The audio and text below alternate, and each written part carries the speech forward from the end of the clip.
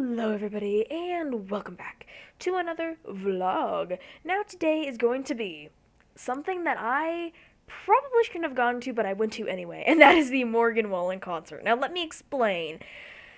So, I obviously have my own money.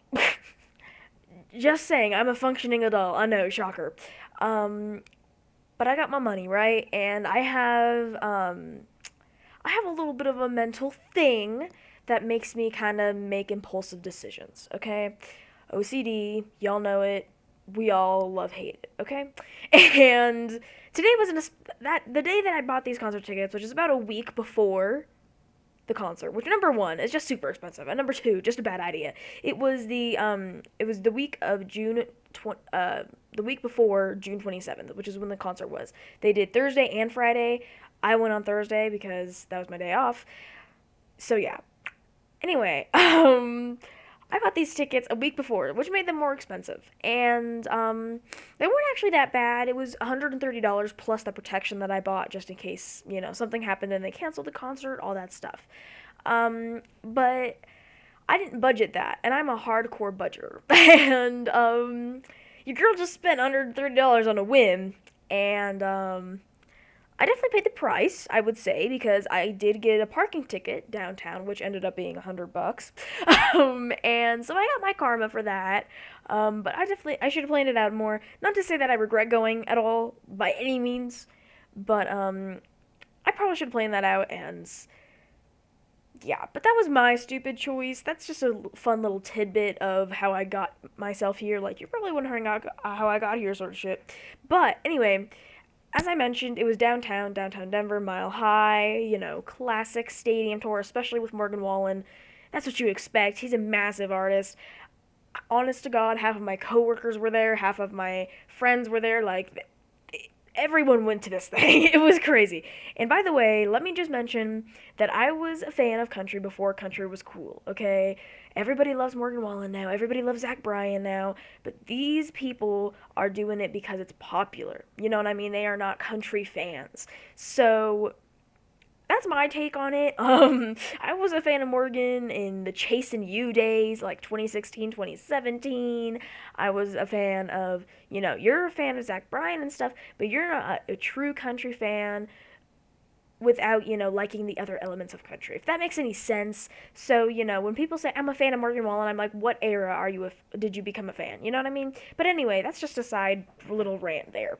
But I went downtown a Mile High, and I got myself a nice little shirt, and then we went straight in. The openers were, Nate Smith, Brian Martin. So We Ride, like those sorts of songs. He's a lesser known artist, but honestly, that's probably the best way to have openers is when they're a little bit lesser known, quote unquote. Even though his songs play on country radio, but he doesn't have that name recognition. You know what I mean? Like when you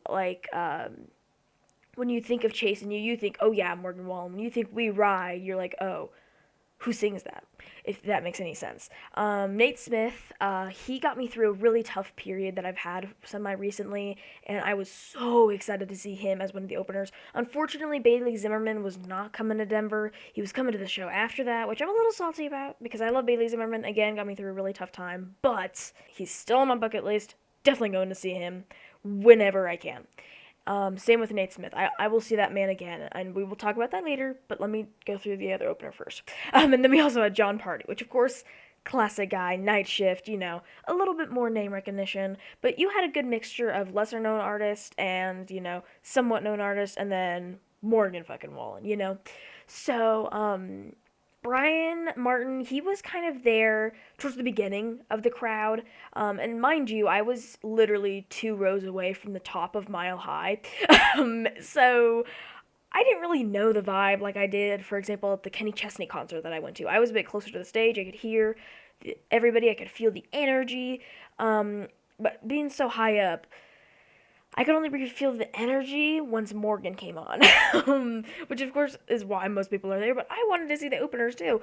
So he was definitely at the beginning when people were just kind of sitting down, getting settled in, getting hyped up, that sort of thing.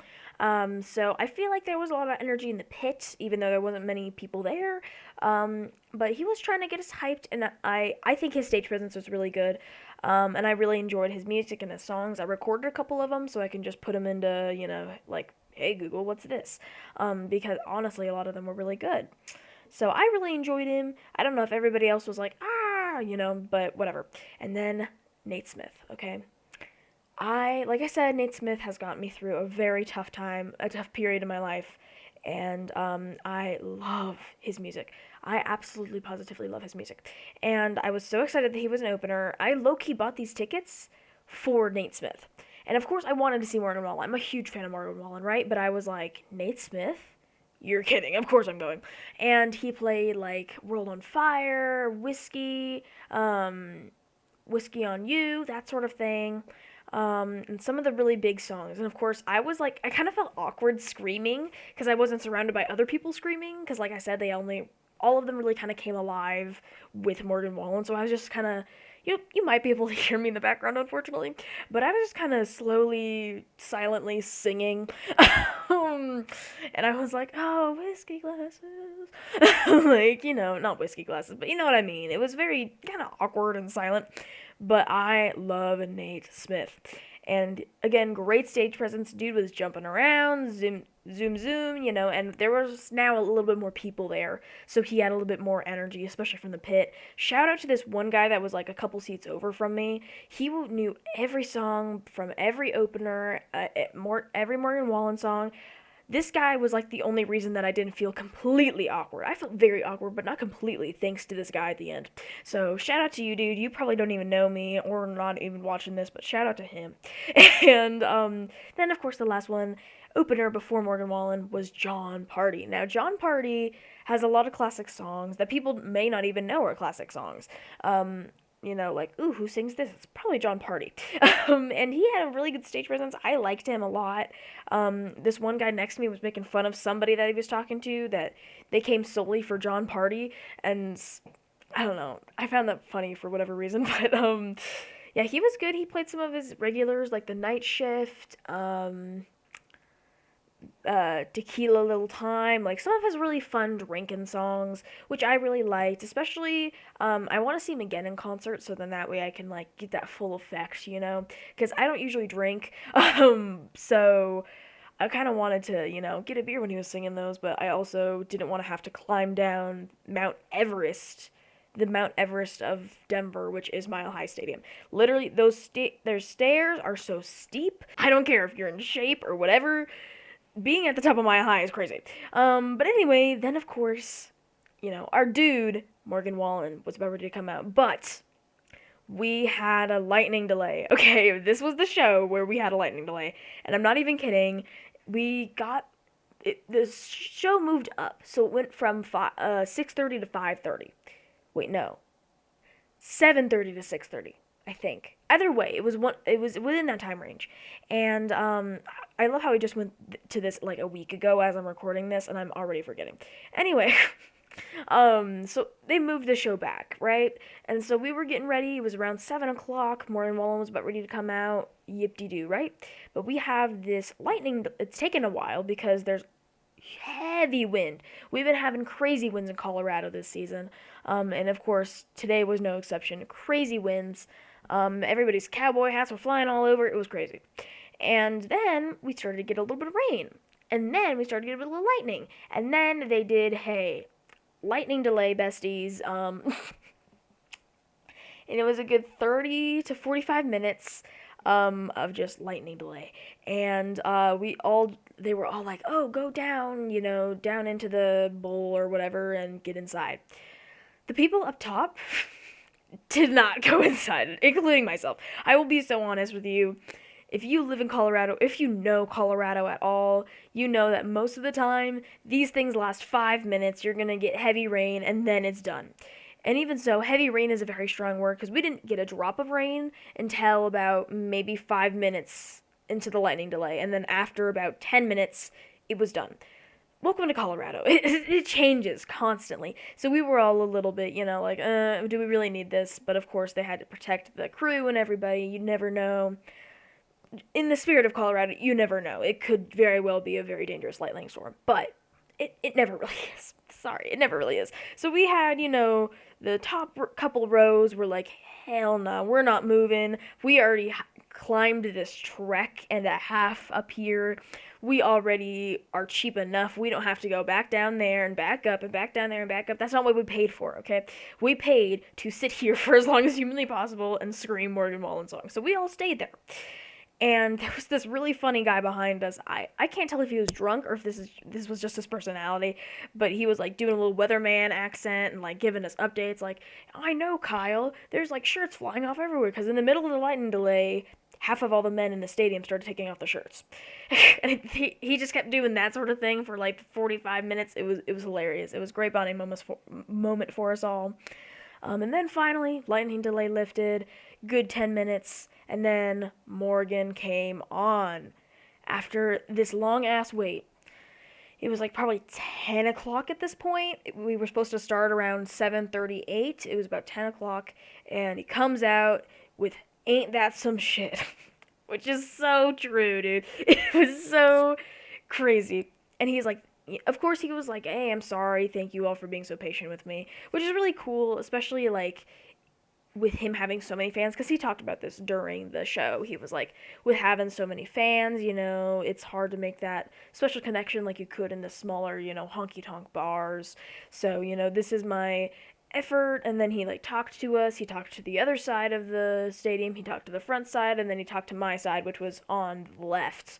It was like row 5, like area 531, row 32. So, like I said, I was way up there. And, so he played his newer songs, of course, like One Thing at a Time. Even I Had Some Help, which I cannot tell you how excited I was and how excited the crowd was for that song. That song, seriously, again, got me through a very tough time. I love I Had Some Help. And not only is it relatable, but it's also just a good song. It doesn't matter if you've been through a breakup like that or not. It's just a good fucking song. And it is so catchy. I played that on repeat in my car for weeks after that came out. Weeks again after this concert. And I will play that video at the end, and you'll hear me screaming. I was screaming at the top of my lungs, dude. I feel bad for the people next to me because I was either screaming or I was trying to sing the words, but I was mumbling because I didn't know 1,000% if I was right. But that's kind of me with every concert, not just this one.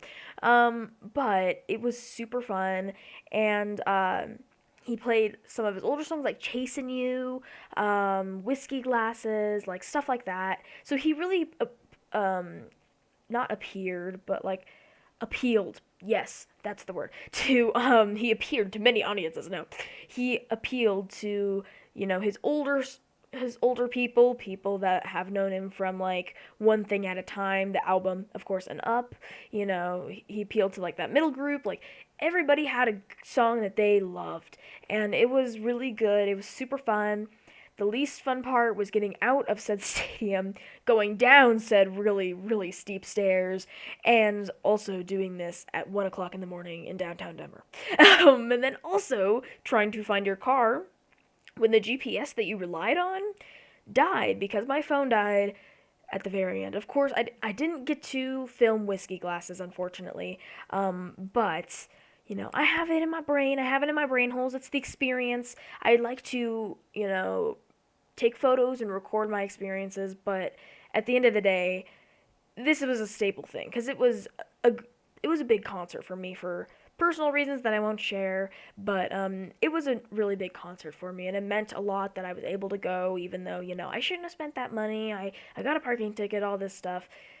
It was a really special concert for me to go to for many reasons, and I mean, all the concerts I go to, I'm very lucky to go to. So many people can't do that, but I'm just very grateful for this concert in many different ways. And yeah, so he went, he's like, yeah, usually Mile High doesn't let people play till 12, but he went until, midnight.